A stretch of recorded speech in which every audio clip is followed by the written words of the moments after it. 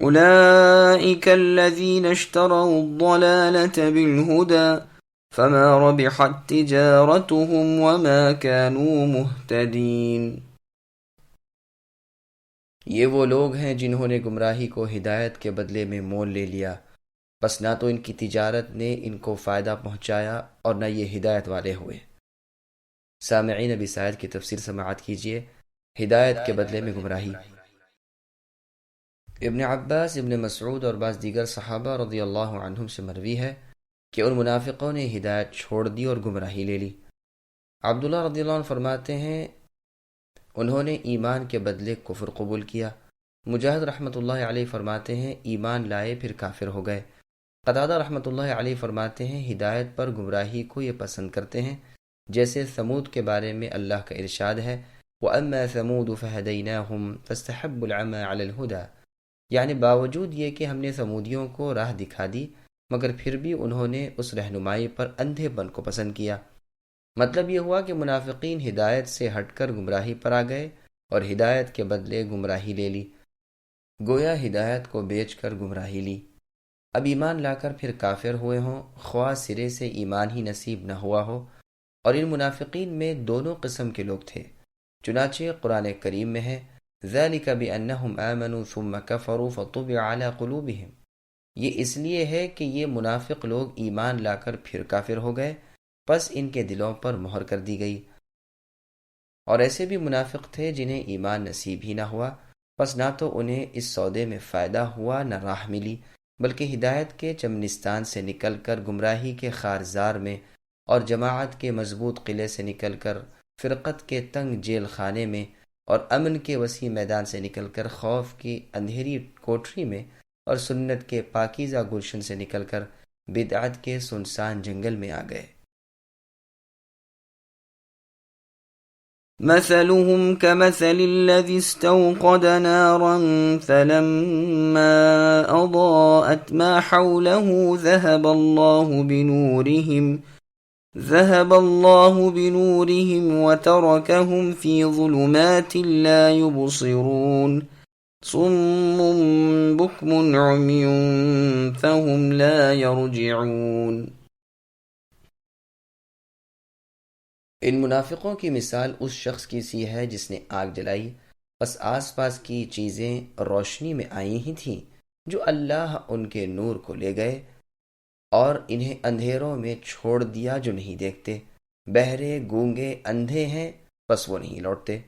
سامعین، بنایتوں کی تفسیر سماعت کیجیے۔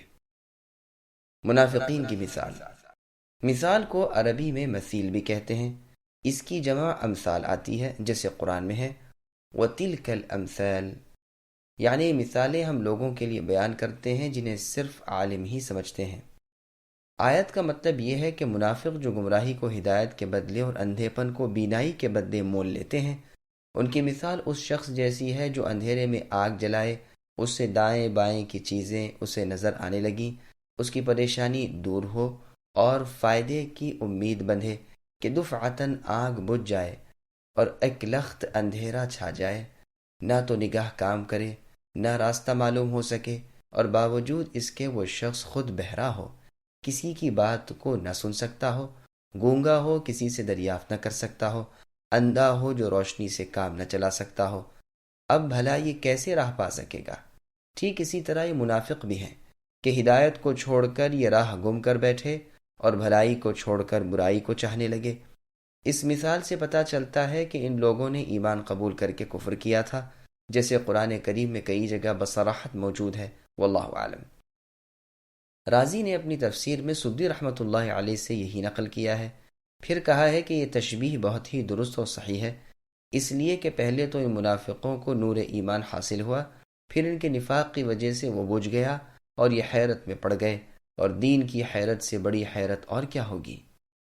ابن جریر رحمۃ اللہ علیہ فرماتے ہیں کہ جن کی یہ مثال بیان کی گئی ہے انہیں کسی وقت بھی ایمان نصیب ہی نہ ہوا تھا، کیونکہ پہلے فرمان باری تعالیٰ گزر چکا ہے وَمَا هُمْ بِمُؤْمِنِينَ، یعنی گو یہ زبان سے اللہ تعالیٰ پر اور قیامت پر ایمان لانے کا اقرار کرتے ہیں مگر حقیقتاً یہ ایماندار نہیں۔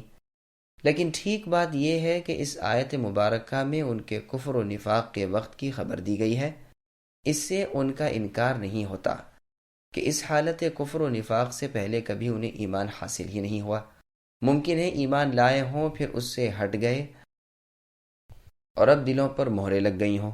دیکھیے اور جگہ قرآن کریم میں ہے ذَلِكَ بِأَنَّهُمْ آمَنُوا ثُمَّ كَفَرُوا إِلَى آخِرِ الْآيَةِ، یعنی یہ اس لیے ہے کہ انہوں نے ایمان کے بعد کفر کیا، پھر ان کے دلوں پر مہر لگ گئی، اب وہ کچھ نہیں سمجھتے۔ یہی وجہ ہے کہ اس مثال میں روشنی اور اندھیرے کا ذکر ہے، یعنی کلمہ ایمان کے ظاہر کرنے کی وجہ سے دنیا میں کچھ نور ہو گیا، لیکن کفر کے چھپانے کی وجہ سے پھر آخرت کے اندھیروں نے گھیر لیا۔ ایک جماعت کی مثال شخص واحد سے اکثر آیا کرتی ہے۔ قرآن کریم میں ہے رَأَيْتَهُمْ يَنظُرُونَ إِلَيْكَ تَدُورُ أَعْيُنُهُمْ كَالَّذِي يُغْشَى عَلَيْهِ مِنَ الْمَوْتِ، کہ اے نبی آپ دیکھیں گے کہ وہ منافق آپ کی طرف آنکھیں پھیر پھیر کر اس طرح دیکھتے ہیں جس طرح وہ شخص جو سکرات یعنی موت کی بے ہوشیوں میں ہو۔ اور اس آیت کو بھی دیکھیے مَا خَلْقُكُمْ وَلَا بَعْثُكُمْ إِلَّا كَنَفْسٍ وَاحِدَةٍ، اللہ تعالیٰ کے لیے تم سب انسانوں کو پیدا کرنا اور مار ڈالنے کے بعد پھر زندہ کر دینا ایسا ہی ہے جیسے ایک جان کا دوبارہ زندہ کرنا۔ تیسری جگہ تورات کو سیکھ کر عملی عقیدہ اس کے مطابق نہ رکھنے والوں کی مثال میں کہا گیا ہے کَمَثَلِ الْحِمَارِ يَحْمِلُ أَسْفَارًا، یعنی یہ یہود کے علماء باوجود اپنے اوپر علم کی کتابوں کو لاد کر بھی گدھے کے مانند ہیں جو کتابیں لادے ہوئے ہیں۔ ان سب آیات میں جماعت کی مثال ایک سے دی گئی ہے۔ اسی طرح مذکورہ بالا آیات میں منافقوں کی جماعت کی مثال ایک شخص سے دی گئی۔ بعض کہتے ہیں تقدیر کلام یوں ہے مثل قصتهم كمثل قصة الذين استوقدوا نارا، یعنی ان کے واقعے کی مثال ان لوگوں کے واقعے کی طرح ہے جو آگ روشن کریں۔ بعض کہتے ہیں کہ آگ جلانے والا تو ایک ہے لیکن جلاتا ہے ایک جماعت کے لیے جو اس کے ساتھ ہے۔ اور لوگ کہتے ہیں الذی یہاں معنی میں الذین کے ہے، جیسے کہ شاعروں کے شعروں میں بھی آتا ہے۔ میں کہتا ہوں خود مثال میں بھی واحد کے صیغے کے بعد ہی جمع کے صیغے بھی ہیں، بنورہم اور ترکہم اور لا یرجعون ملاحظہ ہوں، اور اس طرح کلام میں اعلیٰ فصاحت اور بہترین خوبی آ گئی ہے۔ اللہ تعالیٰ ان کی روشنی لے گئے، اس سے مطلب یہ ہے کہ جو نور نفع دینے والا تھا وہ تو ان سے ہٹا لیا، اور جس طرح آگ کے بجھ جانے کے بعد تپش اور دھواں اور اندھیرا رہ جاتا ہے، اسی طرح ان کے پاس نقصان پہنچانے والی چیز یعنی شک و کفر و نفاق رہ گیا۔ نہ تو راہ راست کو خود دیکھ سکیں، نہ دوسرے کی بھلی بات سن سکیں، نہ کسی سے بھلائی کا سوال کر سکیں۔ اب پھر لوٹ کر ہدایت پر آنا محال ہو گیا۔ اس کی تائید میں مفسرین کے اقوال سنیے۔ ابن عباس، ابن مسعود اور بعض اور صحابہ رضی اللہ عنہم فرماتے ہیں رسول اللہ کے مدینہ تشریف لانے کے بعد کچھ لوگ اسلام لے آئے مگر پھر منافق بن گئے۔ ان کی مثال اس شخص جیسی ہے جو اندھیرے میں ہو پھر آگ جلا کر روشنی حاصل کرے اور آس پاس بھلائی برائی دیکھنے لگے اور معلوم کرے کہ کس راہ میں کیا ہے، کہ اچانک آگ بجھ جائے، روشنی جاتی رہے، اب معلوم نہیں ہو سکتا کہ کس راہ میں کیا کیا ہے۔ اسی طرح منافق شرک و کفر کی ظلمت یعنی اندھیرے میں تھے، پھر اسلام لا کر بھلائی برائی یعنی حلال و حرام وغیرہ سمجھنے لگے مگر پھر کافر ہو گئے اور حرام و حلال، خیر اور شر میں کچھ تمیز نہ رہی۔ ابن عباس رضی اللہ عنہما فرماتے ہیں نور سے مراد ایمان اور ظلمت سے مراد ضلالت و کفر ہے۔ یہ لوگ ہدایت پر تھے لیکن پھر سرکشی کر کے بہک گئے۔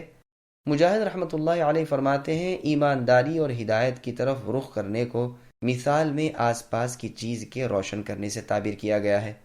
عطا خراسانی رحمۃ اللہ علیہ کا قول ہے کہ منافق کبھی کبھی بھلائی کو دیکھ لیتا ہے اور پہچان بھی لیتا ہے لیکن پھر اس کے دل کا اندھا پن اس پر غالب آ جاتا ہے۔ اکرمہ، عبد الرحمن، حسن سدی اور ربیع رحمۃ اللہ علیہ سے بھی یہی منقول ہے۔ عبد الرحمن ابن زید رحمۃ اللہ علیہ فرماتے ہیں منافقوں کی یہی حالت ہے کہ ایمان لاتے ہیں اور اس کی پاکیزہ روشنی سے ان کے دل جگمگا اٹھتے ہیں جس طرح آگ کے جلانے سے آس پاس کی چیزیں روشن ہو جاتی ہیں، لیکن کفر پھر اس روشنی کو کھو دیتا ہے جس طرح آگ کا بجھ جانا پھر اندھیرا کر دیتا ہے۔ یہ سب اقوال تو ہماری اس تفسیر کی تائید میں تھے کہ جن منافقوں کی یہ مثال بیان کی گئی ہے وہ ایمان لا چکے تھے پھر کفر کیا۔ اب ابن جریر رحمۃ اللہ علیہ کی تائید میں جو تفسیر ہے اسے بھی سنیے۔ ابن عباس رضی اللہ عنہما فرماتے ہیں کہ یہ مثال منافقوں کی ہے کہ وہ اسلام کی وجہ سے عزت پا لیتے ہیں مسلمانوں میں نکاح، ورثہ اور تقسیم مال غنیمت میں شامل ہونے لگتے ہیں، لیکن مرتے ہی یہ عزت چھن جاتی ہے، جس طرح آگ کی روشنی آگ بجھتے ہی جاتی رہتی ہے۔ ابو العالیہ رحمۃ اللہ علیہ فرماتے ہیں، جب منافق لا الہ الا اللہ پڑھتا ہے دل میں نور پیدا ہوتا ہے، پھر جہاں شک کیا نور گیا، جس طرح لکڑیاں جب تک جلتی رہیں روشنی رہی، جہاں جب بجھ گئیں تو روشنی ختم ہو گئی۔ ضحاک رحمۃ اللہ علیہ فرماتے ہیں، نور سے مراد یہاں ایمان ہے جو ان کی زبانوں پر تھا۔ ضحاک رحمۃ اللہ علیہ کہتے ہیں، لا الہ الا اللہ ان کے لیے روشنی کر دیتا تھا۔ امن و امان اور کھانا پینا، بیوی بچے سب مل جاتے تھے، لیکن شک و نفاق اس سے یہ راحتیں چھین لیتا ہے، جس طرح آگ کا بجھ جانا روشنی دور کر دیتا ہے۔ قتادہ رحمۃ اللہ علیہ کا قول ہے کہ لا الہ الا اللہ کہنے سے منافق کو دنیاوی نفع، مثلا مسلمانوں میں لڑکے لڑکی کا لین دین، ورثے کی تقسیم، جان مال کی حفاظت وغیرہ مل جاتا ہے، لیکن چونکہ اس کے دل میں ایمان کی جڑ اور اس کے کاموں میں حقیقت نہیں ہوتی، اس لیے موت کے وقت وہ سب منافع سلب ہو جاتے ہیں، جیسے آنکھ کی روشنی جو بجھ جائے۔ ابن عباس رضی اللہ عنہما فرماتے ہیں، اندھیروں میں چھوڑ دینا مرنے کے بعد عذاب ہونا ہے۔ یہ لوگ حق کو دیکھتے ہیں، زبان سے کہتے ہیں اور ظلمت کفر سے نکل جاتے ہیں، لیکن پھر انہیں کفر و نفاق کی وجہ سے ہدایت کا دیکھنا اور حق پر قائم رہنا ان سے چھن جاتا ہے۔ سدی رحمۃ اللہ علیہ کا قول ہے کہ اندھیرے سے مراد ان کا نفاق ہے۔ حسن بصری رحمۃ اللہ علیہ فرماتے ہیں، موت کے وقت منافق کی بدعمالیاں اندھیروں کی طرح اس پر چھا جاتی ہیں اور کوئی بھلائی کی روشنی اس کے لیے باقی نہیں رہتی جس سے اس کی توحید کی تصدیق ہو۔ وہ بہرے ہیں، حق کے سننے سے اندھے ہیں، راہ راست کو دیکھنے اور سمجھنے سے ہدایت کی طرف لوٹ نہیں سکتے، نہ تو انہیں توبہ نصیب ہوتی ہے، نہ نصیحت حاصل کر سکتے ہیں۔